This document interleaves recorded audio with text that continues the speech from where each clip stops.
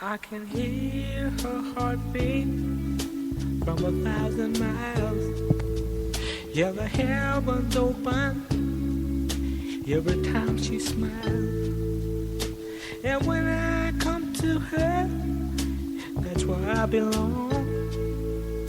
Yet I run into her like a river song. Well, hello guys, welcome to Cosmopolitans with Lauren, and it's kind of a weird Cosmopolitans with Lauren because I'm doing this by myself tonight because it's the holidays, and I don't know when we're going to play this after the holidays. I don't know, maybe in January sometime, but I just kind of felt like I was kind of inundated with people reaching out, and I felt really bad because a lot of people I can't contact, and sometimes it really eats me away at night because I may get 100, 150 messages a day, along with working my jobs and taking care of my daughter and son and other activities, but and my dog that you can hear over there. But it kind of eats me away. But I just kind of wanted to talk to you about, what Cosmopolitans with Lauren is all about. And it's about rebuilding, okay? The fact of the matter is that I was at a thing, I made an appearance the other day, and while I was sitting there, somebody Googled me, and when they Googled me, divorce stuff came up about me, and which, I used to walk around like the lady with the scarlet letter, ashamed, because I'm from the South. And when you're from the South, or the deep South, or where I'm from, in the South, you're married and you're at the country club, and you got a certain amount of kids, and they're all going to scholarships, and they all make A's and play football or cheerleaders or whatever. And I just wasn't that. And the problem is that for so long, I had just done what other people wanted for me. I had just knew deep in my heart I was a little different from where I was raised. I dress a little, I considered chicer, but not preppy. And I have just always kind of been a little bit out there on the edge and very artsy. But I tried to conform, and I tried to fit into a mold that everyone wanted me to be. What, if it was, the daughter, the wife, the sister, the friend, everybody. And I was miserably unhappy because I was pretty much making choices just to fit a mold that was created. And, I'm middle-aged. I'm not going to lie. I don't like to talk about my age, unless some of y'all give me shit, crap about it. I was about to say a cuss word. But I don't really say my age a lot of times. But I am middle-aged, and I have been through a war. World War II, World War I. I fought it all. I've fought in, I don't know if that's a word. I have fought more battles than I even care to consume you with, because at some points I remember when my boyfriend was passing away, my best friend looked at the minister that had come by to visit us, and she looked at him and she said, I can only think that God is trying to test her, because she knew that my life has just been, bam, struggle after struggle after struggle, and I'll get happy for a little while, and then something crazy happens, and then, fall into this pit. And he looked at her and he said, God doesn't do this. There's a reason behind this. And I'm going to get towards that in just a few minutes. But then I couldn't see, okay? And, eventually you've been hit, and you've because you're not listening to what's inside of you. You're listening to what other people are telling you. You get lost. Your spark is gone because you're not who you're supposed to be. You're who what everybody wants you to be. It's like that doll over in the corner, the China doll that, people come, or the toys, like the Star Wars toys. I never understood that. People buy those and they don't take them out of the box, and then it's like 20 years from now, why did you buy the toy? Did you really think you were going to keep it in the box? So that's pretty much what I felt like the toy in the box, that that I was supposed to be perfect and pristine and whatever, and I wasn't. I had a lot of things happen to me, and I was very damaged and very emotional. I had a lot of empathy for people. I had a lot of feeling. But because I was overrun with so much feeling and so much, guilt and pain and hurt, that I bottled it in and tried to detach myself from everybody around me, that I was just going to be this perfect, like, Stepford person. And I fell into a deep depression. The last time I really thought I was going to be happy with my boyfriend, and I thought, I was writing a movie, and oh my gosh, I had a movie, I was writing a movie, the movie was about to come out, and we were just doing really good, and I was really happy where I was, and I was so fit and physically, and I was, had a couple of jobs, I was really happy, and then he passed away, and I couldn't save him. And it damaged me beyond belief. I think that I lived every day thinking about, I should have done this, I should have done that, I should have done this. And at times it still haunts me at times. But anyway, I fell into a deep, dark depression. And I had to get on medicine for depression. And that's another thing that I'm going to cover in this topic of introducing yourself to me, or me introducing myself to you, was that I took some of the medicine, and I tried generic form, and, I hadn't taken it before, so I didn't know what was going on. And, those commercials that says, if you experience terrible thoughts, or you experience worse thoughts, well, you know what, when you're taking it and you're experiencing those thoughts, you don't really know you're experiencing those thoughts. So I just felt like I was getting deeper into a darker depression, when really, now I know, because I worked at a law firm, that it was a generic version of medicine. And if you're ever in question, if you get on a new medicine and you're ever in question, you really, sometimes you can't analyze what's going on. You've got to look at your people around you to let you know, hey, something's not going right. Because literally, flushed my system out for 48 hours on that medicine, and I was fine. I was back to normal. So that's a cue on all this learning stuff of the things that I've been through. Oh gosh, the phone's ringing. Hey, could you call Bart and tell him I'm recording a show? And that's kind of a thing that you have to, it's part of my talking points. There's so many things in my life that I have to talk about because I have been through so many things. And another thing is, I want to share with y'all the struggles of being a victim of certain abuses during your life. There are things that change a person. They literally, there are events in people's lives that change a person that they will never be the same again. I mean, you can look at it either way. There are events that change a person where they've gotten married, or they've gotten engaged, or those are great. Or even events where your parents pass away, or your friend passes away, and Sterling passed away. There are events like that happen that don't just are happening for the pure thing that is what the plan is. That's, if you want to say God, or what, a higher being, that is his plan, that's the plan, her plan, whatever. But then there are events of things that happen to you, not because God planned it, or not because some spiritual being planned it, or whatever. There are events that somebody passing away in your life isn't happening to you. It's their event. It's something that's happened. It's your coping mechanism. But when things are done to you, specifically done to you, to tear you down, to make you feel worse about yourself and make you feel bad about yourself, that part, there's something in you that dies. And I'm not going to tell you and sit here and tell you that that's ever going to come back. Because it ain't going to come back. You've lost that innocence. Oh gosh, there's the dryer. You've lost part of your innocence. You've lost part of who you were, and there's nothing that's going to change that.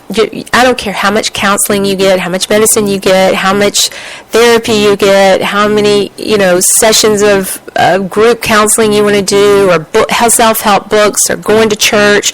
I love all these things that people go, oh, you just need to go to church, or you just need to read this book, oh, you just need to go to counseling. You know what? I've done it all. I've lived through everything that you could possibly imagine. And yeah, it helps. A lot of it does help. It actually cleans you, makes you feel cleaner, like it's not your fault, because a lot of times you start thinking, well, this must be my fault because all this stuff bad's happening and it's all revolved around me, so I'm cursed, or, this is a terrible thing that's going on in my life. But it's really not. You have to realize that spark that died in you was probably dim because of something going on in your life that gave you some low self-esteem. I don't care if it was bullying. I don't care about the way maybe you were raised a certain way. I think genetically, I'm going to say this, I'm throwing this out there. I don't know if it's true. Genetically, I think that we are, some people are more prone to being depressed or sad, or, I guess it is true, sitting here thinking about it. I mean, you could be like bipolar or whatever.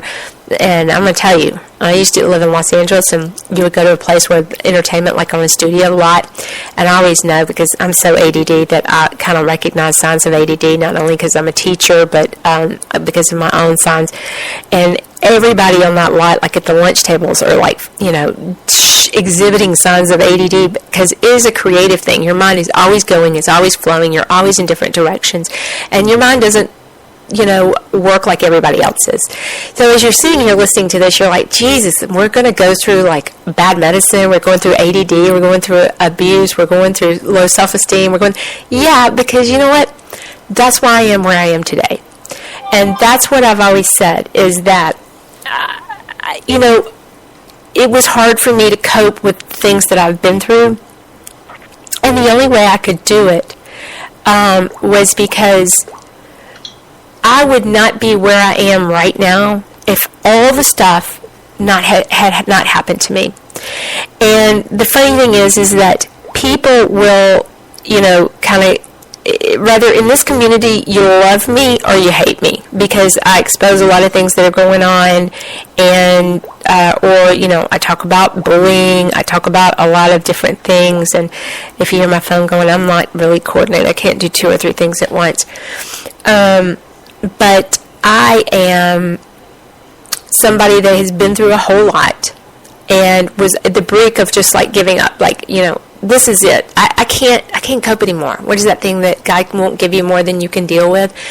I was kind of at that point, you know what? I tag out. I'm out of the game. I don't care that I have 2 kids. I don't care. I cannot take any more pain.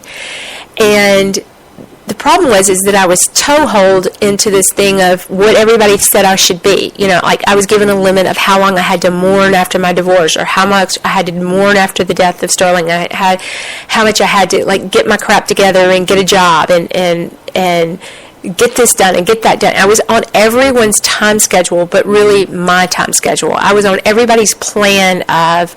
I remember somebody said something like after my divorce, I was really depressed, and they're like, now, guys aren't going to like you if you have a problem with like that. You need to get yourself together. So I was always on this plan of, I've got to be okay, I've got to be perfect, I've got to do this, that, and the other, and I couldn't be. As much as I was struggling, I couldn't be. And as much as I tried to take some medicine, it didn't work. Obviously did the opposite of what I needed it to be, but it didn't work. And I literally had to lay in bed one night and think, all right, all these damn doors are closed, the things that I'm supposed to be. I'm supposed to be a wife, doctor's wife, a lawyer's wife, at the country club with my kids, and everybody's going to be perfect, and I'm going to look perfect, and I'm not going to gain 5 pounds, and I'm going to look beautiful, and, I'm going to clean the house perfect, and this, that, and the other. And it wasn't working out for me. And so I was like, what am I really interested in? What I'm really interested in is helping people. Because when I was going through the lowest points of my life, I worked at a homeless shelter, and it was the one thing that I looked forward to more than anything. Okay, I dropped the kids off at school, and I would go work at the homeless shelter, and they pulled me through so much more than anybody else. because it made me realize how fortunate I was. But they were so kind to me. And I know that they may have looked at me and thought, oh, she's got everything. Oh, she's here doing this. And I wasn't. I was so shattered. I was just as bad as they were. I was just in a different financial situation. But as far as damaged and being able to move forward, I was just as damaged. And they pulled me through. So if any of y'all are listening, thank you. But it made me aware that I really empathized with people. And when they sat down and I sat down and talked to them, I empathized with all their struggles. And I felt like I could give advice because I felt like I had been through so much in my whole life that I was able to give back to them some of the knowledge that I learned the hard way or the good way. And so I started opening my mind to what did I want to be, not what did everybody want me to be, but what did I want to be? And so what I wanted to be was, I wanted to be creative. You know, I'm not going to be a scholar. I'm not going to be an accountant. Obviously, I'm in the middle age of my life. I'm divorced twice. I've got 2 kids. I'm not going to have this major career because I have, raised kids and taken care of my husband's forever. So I had to rebuild, and I just decided I'm just quit fighting the fight. And I quit fighting the fight, and I started walking through all the doors that were open. And, like, literally within a couple of days, somebody called about a movie. They called about the movie was about to drop. Then somebody called and wanted me to be on a radio show. And then I have to say, I'm not with him anymore right now, but I love him terribly. Steve discovered me and gave me the strength to be like, you're so good at this. And, you know, I called into they were talking to me about my movie, and I called in, and I don't know, I was like crazy nervous, but I guess I came across really good because after the show, like, people were like calling and we want her back on and da-da-da-da. So they offered me a show, like when I was doing the show. They were like, you're that good that we want you to be on the show. And then he left that station and went to another station, which I adored and I loved. I love it. Everybody's still there, and I don't know if my picture's up and they're throwing darts at me, and I don't care because I love everybody there. But, you know, you have to walk through doors that are opened up to you and for a reason.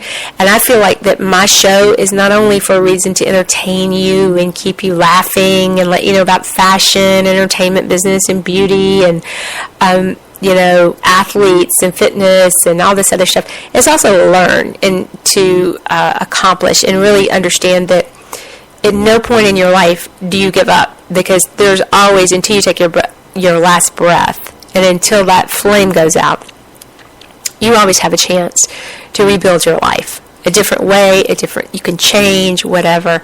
But I found that when I just opened myself up and just walk through the doors that were there, oh my God, my life changed.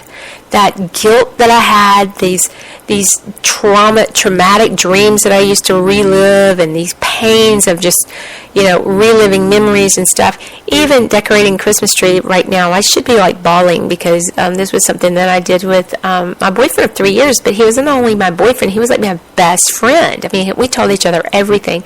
And I should be really, really sad, but I wasn't. I took it like I live my life now. I took it as there's a reason that happened. There was a reason that happened, so I could go on to help other people.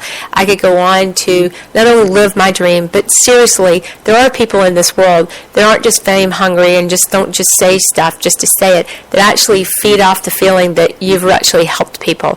And because my show has gotten a little bigger than I expected, I'm not able to reach back at other people. And I was amazed today, like somebody sent me a request of something, and then they sent me back like a mean message maybe 15 minutes later, and I was actually working. I was working on commercials and editing and stuff like this, and it was like question marks, like, why haven't you responded? Because I actually have like 250,000 things that I'm trying to do right now, and other people right now, and you don't understand. And you have to realize in your life that you cannot take people not calling you back or people not getting back to you as they're being mean to you and they're excluding you.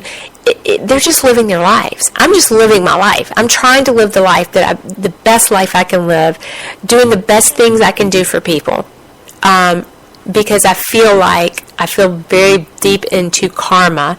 I feel like what goes around comes around, and that was another problem that I dealt with, is like is all this happening because I did something really bad and, whatever, and I'm getting paid back? But I realize now, no, all this happened so that I would experience pretty much everything that I talk about, and we're going to open up the 1-800 lines pretty soon, but so when you call in, I'll be able to talk to you about it.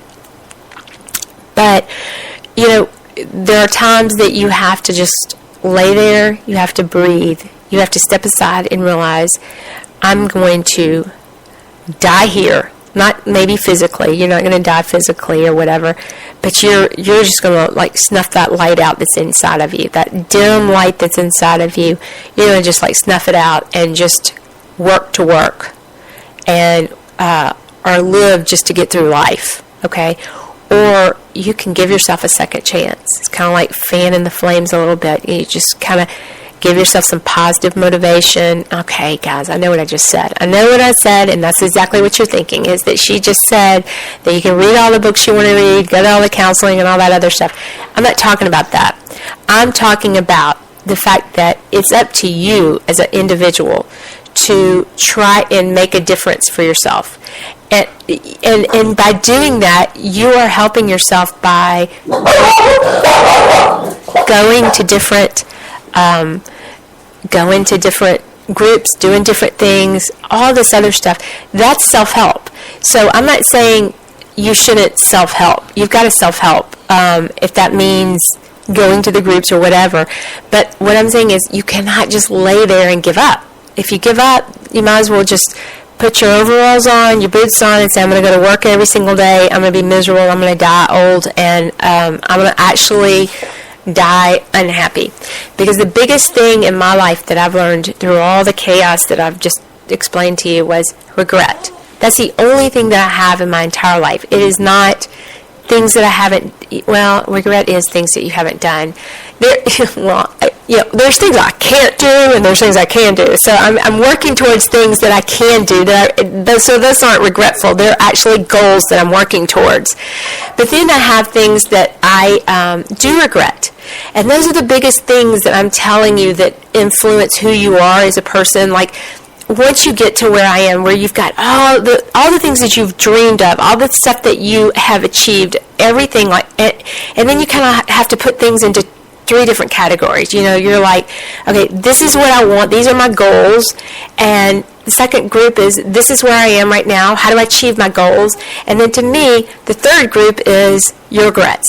And I don't care who tells you that you live in the moment. Like, I love to watch, y'all know I love my Bravo channel. I love the Bravo point when they go, what is your regret? And they're always like, I don't have regrets. I live in the moment the way I live it. We all have regrets. It doesn't matter. You could be in 3rd grade and you have a regret because you didn't ask out Cindy Lou to the dance. I mean, we all have regrets. So my biggest thing is, if you're 18 and listening to this, or you're 40, or you're 50, or whatever, however old you are, is just do it. What is the worst thing that's going to happen? You fail. Are you going to fail publicly? Are you going to walk around like I felt like I walked around with the A scarlet letter on me? And it was terrible during those 3 years. Yes, it was terrible. But now I walk through like places where people know me and they act like they don't know me, or they act like they know me really too well. But I walk through very confident. Like, I'm not trying to please anybody. I'm just pleasing my insides. I'm pleasing who I am. I'm pleasing who I wanted to be. I'm not pleasing who my dad wanted me to be, or my mom wanted me to be, or my friends wanted me to be, or my husband, blah, blah, blah, blah, your teacher. I mean, if I listened to my teachers, when I was in high school, my teacher told me, when I was preparing for college, they said, in fact, it was an English teacher, because I write, said, maybe you shouldn't go to college. Maybe you should just start modeling full-time. I wasn't a great model. We've all seen my features. I'm too sharp to model, okay? I mean, I'm great at a certain point, but I'm not like my daughter is so photogenic. There's not one bad picture she could ever take. But back then, I guess I was, maybe hotter or cuter back then, I guess. But then when I went into college, before I started the classes, I remember talking to my advisor, and my advisor looked at my records from high school, and he said, well, maybe you should just start modeling. And I was like, oh my God, I'm just trying to go to school. And it was that mentality of maybe you should model, or maybe you should, and my dad was like, you cannot model. You've got to, get married or teach school or something. So it was this mentality of everybody just thought that I was a pretty face and really didn't have any substance. And so for a long time I battled that. Maybe that is why I went through the trials and tribulations, because people just assumed that I was this pretty little girl that had no substance, and so I had to go through these trials and tribulations. They were of my own making. I chose my husbands. I chose the paths I took. But I'm not saying that my childhood didn't influence that, or the people around me didn't influence that. And I'm not saying that you can sit back and kick your heels up and go, oh, because my mom, I'm on welfare, because I didn't have the best childhood, I am, robbing banks and stuff like that. I'm not saying that at all. But you cannot take away from the fact that the events in your childhood change who you are. They change your self-esteem. They change how you view people. They change how you look at different people. I know that my second divorce completely devastated both of my children and me. It changed our world. It changed the way we looked at people. We've never looked at people the same way. We never will look at, and it's really sad. I look in my daughter's eyes and I see that all innocence is lost. Like, she will never trust a man completely. She'll never trust anybody taking what they say to her. So events do change you, but it is you that decide to let those events continue to happen to you, or take those events, use them as a positive, realize that you went through them for a reason, and because you went through them, now you can live your life. If you're 18, 19, if you're 20, if you're my age, which we're not going to talk about my age, but now I have experienced everything I need to have experienced for whatever reason to be what I need to be. So I look at those events as they were horrible, they scarred me, they left, damaged tissue and pain and a broken heart, and, took a little bit of my life away from me, the inside, so it'll never be the same inside. But it made me who I am now, and I'm a warrior. I am somebody that will fight the fight for somebody. I don't care what people say about me. I don't care what people think about me. I don't care if I walk through a room and they start throwing tomatoes at me. I know what I do is good. I know that I lay my head down every single night, knowing that I never gossiped about anybody. I never talked ugly about anybody, that I actually every single day try and do something nice for somebody. And that's what I would influence y'all to do is, if you are having a rough time, reach out to someone else, because it does make you feel better. It does. I don't care what you say, it does. It's like holiday time. If somebody wants the parking space, give them the parking space. Or, if somebody cuts in line, there's really no reason to get in a knockdown, drag out fist fight over it. Just let them break in line. I mean, doesn't it take so much more energy to fight than just to let things roll off your back, or to be positive? It is so much easier to smile at somebody and walk on by than to watch them walk by and turn around to a friend and snicker some kind of ugly comment. That just takes so much more energy and brain cells that I'd rather put towards some kind of positive experience. So in dealing with the 30 minutes of Cosmopolitans with Lauren, and all y'all's questions that you're bombarding me with, and I know when I do the 1-800 number, y'all are going to be like flagging me down with crazy questions, but I'm pretty good on the spot. But what I'm telling you guys is that Cosmopolitans with Lauren is a fun show because I'm a fun person now. I was not always fun. I was pretty much fun all the time, and I went through a lot of crap, so I can relate to all of y'all. But it's a fun show. It's a lighthearted show, but it's also a show to remind you that you get second chances in life. You get second, third, fourth chances, and it's up to you. You've got to you got to grab the ball, and I don't know how you're going to take that, but you're going to have to grab the ball and hit it out of the ballpark. It's your chance to do it. You cannot let the demons of the past conquer your soul. You have to create your own new path, a new life, a new soul. Let go of all those demons that are dragging you down. Let go of all those regrets. Well, you can't. Well, you try and let go of things that you didn't do. You're going to carry the regrets. Don't feel guilty about having regrets and pains. We all do. It's not like I have this happy life every single night. I'm like, whoopee! We all go through these ups and downs. So I'm here. I'm with you. I love you, people. And we're going to cut off to a commercial break right now, and we're going to have somebody on after me, and I just want y'all to know. So that's what Cosmopolitans Lauren is. So you can quit sending me those questions about who am I, what I'm doing, and where did I come from, because you pretty much know everything now. All right, bye, guys. I'll see you in just a second. Route 106 Motors is the home of fine pre-owned vehicles. Experience a no-pressure sale with a family-friendly atmosphere.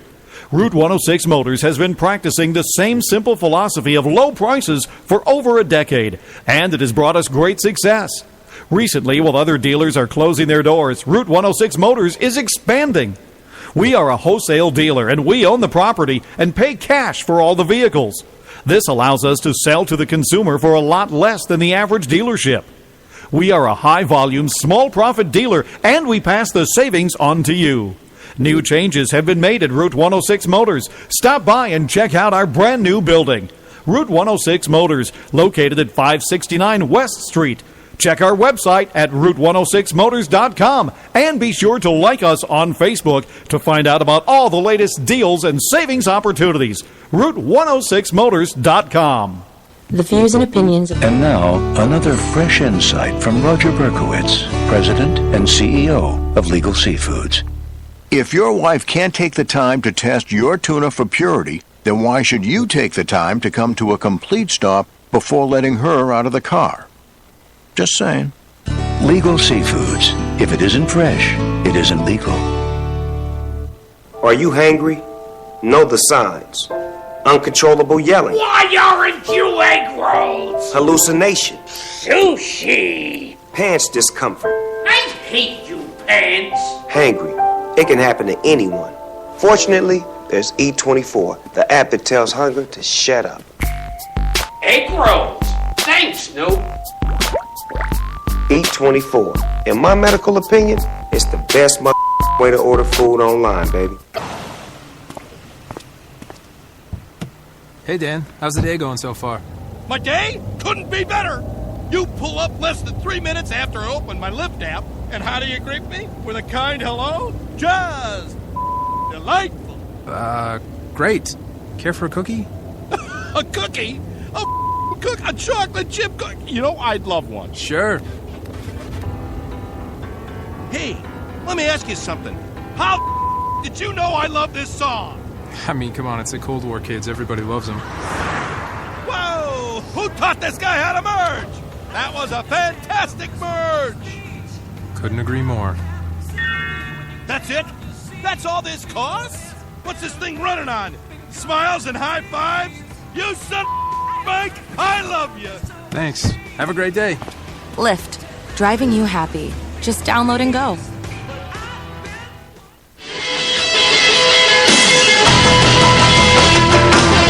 Hey, Joe Rocks, it's Louis Avis, straight from Chi-Town. Call and talk about our website, www.hotsaucevault.com. We got everything you can think of out there, Joe. The hottest hot sauce is not for wimps, mild, medium sauces. We got barbecue sauces, snacks, some of our gift ideas and gag gifts, so you can go out and check us out at www.hotsaucevault.com. Hope to talk to you again on your radio show. Kick-ass show. Had a great time last week. Hope to hear from you soon. Take care, Joe. hotsaucevault.com. I can hear her heartbeat from 1,000 miles. Yeah, the heavens open every time she smiles. How are you? Thank you. How are you, gorgeous? I'm doing good. How are you? Okay, well, anybody that's listened to me on my show, which has gotten really big, knows that I love Sydney, because Sydney is a paranormal author, and my best friend is here, and she's crawling out of her skin because she wants to interview you, but I'm going to have to ask you all the questions that she can't ask you. And I want you to tell me about the books that you're promoting for the holidays. Okay. Probably the book that I'm most promoting for the holidays is the one that came out in August, which is See No Evil. It's based on a modern-day prophet that lived during the 20th century from Mississippi. And he was a very fascinating individual. And then I have a narrative, a haunted historical narrative that came out in October, the last part of October. It's only been out just about 2 or 3 weeks. But it is a haunted history series, and it starts off a haunted history series. There'll be several volumes in that. And I may even venture over into Alabama. Are you going to Alabama? Yeah. Okay, well then we're going to hang out, right? We are definitely going to hang out, because I have been told actually that that I needed to go to Birmingham, and that there were some really interesting haunted history stories there. So definitely have that on the to-do list. So don't be surprised if I don't hit you up. When you're reading these things and you get involved in these books and get involved in all these paranormal radio shows, it can become healthy for you, but it also can become negative for you. And at what point do we say that we're going to delve into a hobby that's interesting, that we enjoy, to a part that is negative and unhealthy for us? Well, I definitely think that if you are interested in the paranormal, you've got lots of questions. Most of the time, people, when they get interested in the paranormal, they are skeptics, or they're right there on that fine line of do I believe or what do I believe, actually. So they're looking for answers. They're searching for proof. Now, when I was a young child, when I was 8 years old, I had my first paranormal experience, and over a lifetime of experiences and much research that I have done, I'm to the point now where I no longer need that validation. So I'm okay with that.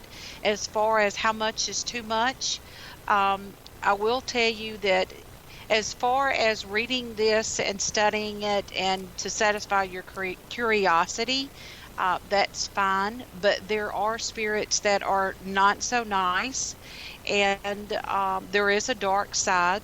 A dark side. I don't encourage people to dwell off into this all the time. I mean, it can become an obsession. Yes, it can become an obsession. It can become too consuming, and it's not healthy. It's not healthy for your psyche. But now there's things that you can do, like what I had advised you of doing, just some cleansing things that you can do for yourself. And I practice those things myself, and practice what they call a clearing, where you clear your mind. Right. Mm-hmm. And I want to say that too, because you and I spoke right before Halloween, and we had gone on some kind of like crazy paranormal thing.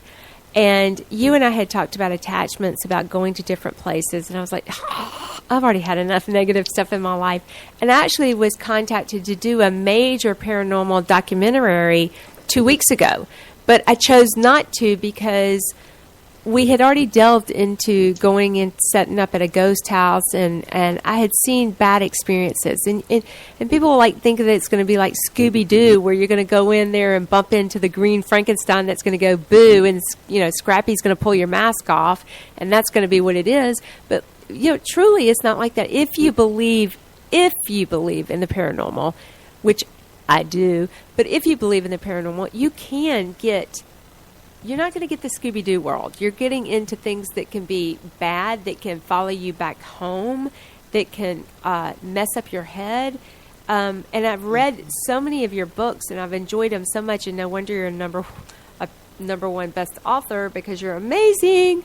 But I feel like you had to probably go through that journey to figure out that, because I know you had a near-death experience I read about, and that kind of logged you into the paranormal sphere. But last time we spoke, you were trying to pull back from that, because you had been, so engulfed in it that you were becoming... Well, what I will say, that as far as ghost hunting, I think that I had alluded to that whenever you and I had spoken last. I don't go ghost hunting as much as I did, when I was younger, and and I would get together with lots of friends, and we would go and check out places because, like you said, sometimes, things that you come across are always they're not always nice and friendly, and you certainly don't want to have an attachment that stays with you for years and years that you have no idea how to get rid of. And so, now at this stage in my research, this is a lot of fun to me when I go and research a place and I'm looking for answers, or I'm looking at an event that happened at a particular location that someone says is definitely haunted, or maybe it's an unsolved murder, as in The Haunting of Natalie Bradford, which was my first debut novel. The Haunting of Natalie Bradford has got a lot of things going on. There's an unsolved murder, and of course I know what happened to her, but you do know what happened to her. There's a ghost story within it and a murder trial, so there's a lot going on there. But a lot of times when you investigate a location and you find out who lived there, what happened, there's your reason for the haunting. And so that's kind of where I am. And it doesn't take me but just a few minutes to make up my mind. It's an accumulation of, let's say, talents or sensitivities that I have acquired over many, many years of being exposed to the paranormal. So it takes me just a few minutes. Do you think that you're for me to pick up on that. Do you think that you're born as sensitive, or do you think that that's? I do think that some people are born a little more gifted than others, but there are ways that you can develop those talents. Yeah, and I don't know who would want to develop them. We're going to tell the story because I think, okay, guys, we know that Lauren has jumped from radio station to radio station, but we've gone up every time that we've jumped. We've gone global now. But we talked about on our last radio show with Yvonne, Sydney. We've done a couple of tapings.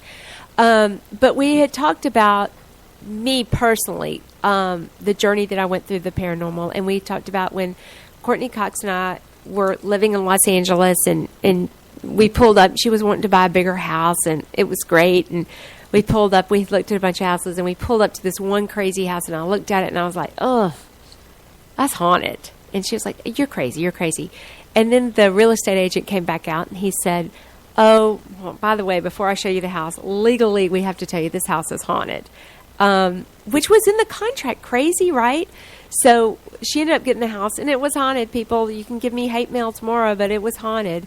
Wow. But there is like a deal where, you've got these people that are like, they're going to do chemistry and they're going to do math, and they're not open to other worlds and other things. And then you have these people that go a little overboard and grabbing a Ouija board or trying to drink blood. I mean, the world is crazy. So for us, they're looking at you as a best-selling paranormal expert author. You need to guide us into the realms of what, if we're interested in it, what do we do? If we're interested but we don't want our kids to go overboard with it, what should they do? Well, if you want to just start out having a little bit of fun, if you want to take even your telephone, even your phone, your cell phone that has a recorder on it, you can start out without investing into it, a lot of expensive equipment. Take your phone that has a camera on it. Do this at night because the orbs, which are supposedly balls of energy, or spirits that are float through the air, and you sometimes can pick those up on your camera. But other times it can also be dust particles and different things. I've made some great pictures of orbs. So if you're just wanting somewhere to start, and you're just wanting to have a little fun with this as a hobby, if that's kind of what your question is asking me, where some kids might want to do this, I will tell you this: you need to be very careful where you go after dark because it won't be safe. And cemeteries, and don't be very mindful that you are respectful and don't tear up anything intentionally or not at the cemeteries and things like that. But a cemetery is a great place to take pictures at night. But I don't know why. You would think that the That's dead what I was people gonna say, wouldn't, Sydney. spirits wouldn't still be there, but they are. In saying Yes. that, like, my daughter, right before, moved back to Birmingham before my divorce, she was filming a movie at this hospital that had been condemned and all that other stuff. And you remember, my daughter's here. I'm like, remember? But she had the makeup artist, and the makeup artist came in, and she started doing her face, and she was like, yeah, I just don't feel comfortable here. I just need to sage it. I need to sage it. And I was like, why, if you died, would you hang around the hospital that you died in? Why don't you, and like we always watch these Ghost Adventurers, because y'all know that, listen to me, and I blog about it all the time, Ghost Adventurers. They go to like the prisons and the hospitals and the graveyard.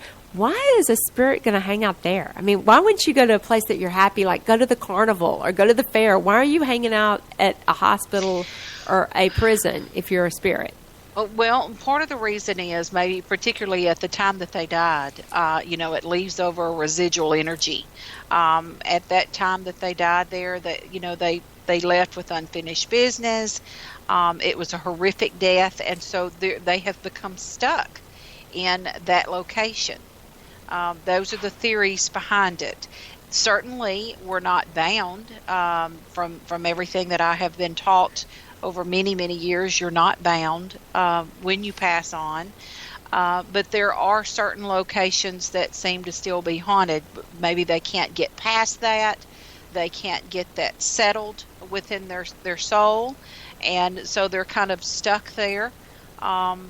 You think about places that are said to be haunted where a horrific murder happened, or a traffic accident, and you see the entity of the ghost there that shows up one night a year on the night of the horrific accident.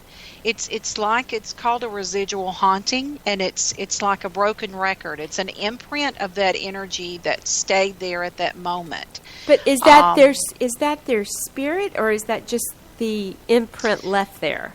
I think probably that it is an imprint that is left there. That's why they call it a residual haunting. But there are such things as intelligent hauntings, where actually, the ghost is actually able to communicate with you. Yeah, that's not. I always feel like that's not great. Oh yes, or definitely tries to. And there are a lot of those around, even in the area where I live, and in the South, for that matter, in Alabama where you are. Because the South was the site of a major war, and so, as I've always been taught, where the land has been sold by the blood of many and not cleared, it tends to have that curse upon the land. I've always heard that. Anyway, I always hear that, and don't throw me any shade, people. I don't want to hear anything. I do not want to get a text tomorrow or an email or anything from y'all. But the Native Americans, boy, if you mess in their land, they're going to grip your ass the next generation. So, I mean, if I was going to build a house, I'd like to have them dig up to make sure that I didn't disturb any kind of ceremonial Indian area. Don't you find that the Indian spiritual aspect is really relevant into a lot of hauntings in the South and the Midwest? Well, in those areas where they actually lived, I would say yes. I live on what was once a Native American, the site of a Native American village, and so this area, and so it's very intriguing to me. And it was the home of the Chickasaw Nation, and there has been some strange things that have happened here. I'm kind of like right in the middle. It's very interesting, but I have found out that my house is actually located just within a very small vicinity of where the huts were located. So it's very intriguing. The only thing about that is the Chickasaw buried their dead under the floor. That's what I was going to say. Of their yeah, it sucks for you. I'm sorry. Like, if you said, Lauren, you need to build a house, I'd dig that area up, make sure there was no tribal situation going on, and if I couldn't find it, then I'd just go out to the ocean. Just because I think that, guys, I'm part Indian, so if you throw me shade tonight or tomorrow, I'm okay with that, because my great-grandfather was Indian, so I really just don't care, because I know what he told me. And the fact of the matter is that you have to respect in life. I would say this with anybody, especially with all the religious. I don't get caught up in the political aspects of all that because y'all try and draw me in, and I'm not going to get drawn in. But you have to respect everybody's view of stuff, even if you don't understand it. You have to respect it, because even if you ignore it and act like it's not happening, it's still happening. It may affect you. So you may not understand curses or religious acts, or, maybe you shouldn't build a house on top of a cemetery kind of situation. But you have to respect everybody's religion and be open to your environment around you. Yeah. So I agree. Tell us some things that you've experienced on your land, being that. Well, on this land, since I have lived in this house since about 2010, I think, I have had. I thought for a while there that it must be me. I mean, it must be me that is haunted, because I tend to find these situations too often. It's not here as much, but when I first moved in, there was a lot of activity, which was, and you can't dispel it to, the house settling. That's just not possible. I have seen an apparition since I've been living here, and that was very alarming. And I have seen some other questionable type things that I thought could be apparitions. So those things have happened, but I have burned a lot of sage. So I feel fine now. I feel like whatever it is, it was very settled. And in fact, at one time I did have a little talk, with whatever this was, this presence, and kind of said, let's make a deal. Do you feel like you pulled it in from one of your investigations, or you feel like it's because you live where you live? No, I don't think I pulled it in from any investigation, because at the time I wasn't really doing any investigations when I moved here. I just think that I moved into, an area that had some activity, and I wasn't aware of it at the time. I had no idea what the land. I thought that the land had originally, the only thing that I knew about this area is that it was a part of the battlefield during the Civil War Battle of Tupelo, Mississippi. I knew that this was, and there were 14,000 troops, Union soldiers, that marched in from the west. The east. And so, but that's as far as I knew until later on, after I had been here for a little while and had started to encounter some of this. I visited with some local historians and some of the Mississippi historians, and they informed me that this actually was the site of a Native American village. In fact, two different groups of Native Americans had lived here at two different time periods. And the land that was directly located behind my house was the site where some graves were found. So, so it all made sense. But everything is good now, and I'm happy. Let me ask you something. So, do you feel like, do you try and take a step back? I know with you and I, we talked about, we believe to kind of in curses or bad luck and all this other stuff, and we talked about some ways to get rid of that. Do you sometimes, I would think in your business, in your line of work, when you're engulfed in that kind of paranormal, or writing about, like you said before, the death, the murders, trials, etc., that can take you, which I have written about that, it takes you into a deep, dark place. Do you feel like you have to cut off eventually? Do you have to try and cut off the paranormal for a while, and then you're like, okay, I'm ready to go back in? Or is that just part of your life forever? Well, when I'm working on a new book project, definitely, that is correct. Especially if there was a lot of, like in The Haunting in Natalie Bradford, where this was a murder / love mystery and ghost haunting type of thing with a murder trial. I mean, that it was really deep. That project was It was very intense, and there were times whenever I would be working on that I did not feel alone. It was a little bit unnerving, the writing of that. Sometimes I would even have to stop. I would have to, when I was recreating those scenes, that book is written about 90% word for word as that happened, the entire story. The Haunting of Natalie Bradford Part 1. Very little of that has been left, to me as using the creative license to change anything around. So it's very authentic, that story is. And it was unnerving at times to write it. Because there was more than one haunting, and you had people in the family that would be standing on the second floor at Lindenwood and would look across the banister there on the second floor rail of the stairs where it came up and went around the bedrooms there, and and they would witness seeing the ghost of Caroline Bradford standing in the doorway, and the door slamming shut. And everybody, and these screams. And I mean, can you imagine living in that for 3 months? 3 months is all that they made it. They only made it in that house 3 months.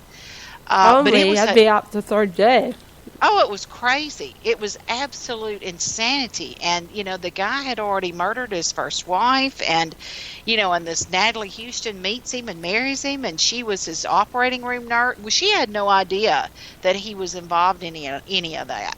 But she was his operating room nurse, helped save his life, was in the OR room the night that he was brought in. And then 3 years later, she finds herself married to this man, living in the same house where his dead wife, had been. It was that's the craziest story ever. I've always said that so needs to be on the big screen because I'll write it for you. Let's go. Okay, all the producers out there that are listening, y'all just knock that off. Me and Sydney are going to go into writing a scary movie. Because I actually am approached. The people that approach me, and luckily I'm in a bit, I've gotten, okay, y'all, don't give me crap on this. I'm not Steven Spielberg, but I do get called a lot to write different things. But when I got called this last time, they were like, family movies and scary movies. That's your genre. So we're going to have to put together a scary thing. Well, I do have plans to work on the screenplay for The Haunting of Natalie Bradford this year. That is in the mix for, in the next month or two after the holidays to get started on that. I've always said it's got all of the right elements. It just needs to be in the right hands. And it's in Elvis Presley's hometown. So I think that would be in my hands. Yeah, that would be in your hands. Well, that may be something we should talk about because it definitely, I definitely am working on that. It's up for sale, and guess what? There's no agents involved. So how about that? Do you hear me clipping? Listen. That's right. There's no agents. That's I own me and all you. rights. And you know what? That would be me and you because we have no agents involved. and my producer just walked in and fell out on the floor, so we're not even going to tell him what that's about. Sydney, I love you to death. I think that you're crazy, crazy talented. And like I said, she tried to send me one time. I was at school. Once again, I was teaching school. And she tried to send me something on the iNook or whatever. I'm not computer savvy.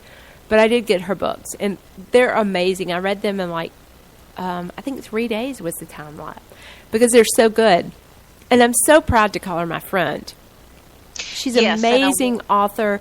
She's an amazing person, and you get to know her. We chit-chatted one night. I was really, really sad, and I was feeling kind of gross, and I called her, and we kind of chatted through the day and chatted through what she was going to do that night and the next day, and then she called and followed up call with me the next day, and we really developed a friendship. And so once again, this is another Facebook friend where y'all laugh at me and say that you can't develop friendships on Facebook. I beg to differ, but you can if you make plans to actually touch base later. But yes, I mean, and you're just right next door almost. Right. But you do have these people, and that's kind of what we talk about, paranormal. I'm very sensitive. I mean, I'm very sensitive. People that read my stories and stuff, like, I've gone to areas when Courtney Cox and I lived in the house, I was sensitive. That's eventually why I moved out. And with Queen Mary, and I get a nauseous feeling when there's places that I go and I have to. So I'm very sensitive. But there's something about me. I don't know if it's you. Or other people feel this. There is a certain group. I have thousands and thousands of people that contact me, but there is like an instant connection that I feel with certain people, and you're one of those people. And people laugh at me like I'm like girl power. Yeah, I'm girl power, but there are those connections that I feel with people that are amazingly talented, that are somewhat struggling like myself, trying to rebuild their lives and trying to grasp this forge this path ahead of us that we're given. And you were one of those people, and I just admire your writing, and I want you to tell us where to go for the Christmas and the holiday season. Where do we need to go to find your books? And what if I had to say, Sydney, give me 2 minutes of your promoting yourself, give me what that is. Okay. You definitely can go to lsydneyfisher.com. That is my website. You can take a look at, the different books that I have. I've got some things on there that are for the holiday season. All of the books are printed and shipped from Charleston, South Carolina. The print editions, the digital editions are available on Amazon.com, Kobo, and Barnes & Noble on Nook. To tell you a little bit about me, it's kind of like my tagline at the top of my screen when you sign in to lsydneyfisher.com. It says there, I first witnessed the paranormal at the tender age of 8, and this experience opened a doorway to a world full of mysteries and miraculous, inspirations and things that have spanned a lifetime.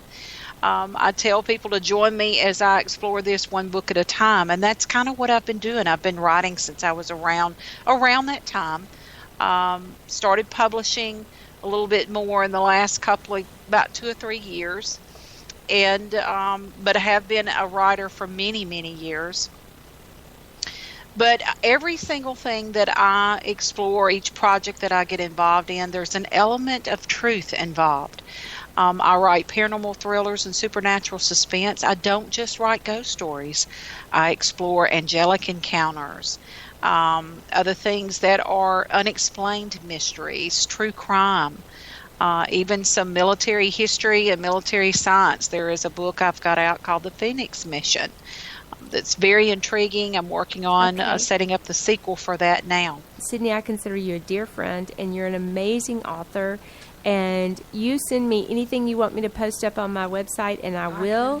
And it is Sydney Fisher, the paranormal author, best-selling, and I love you, honey. Bye, guys. I want to say bye with Cosmopolitans with Lauren. Love y'all. Mwah, mwah, mwah. And when I come to her, that's where I belong. Yet I run into her like a river song. She gave me love.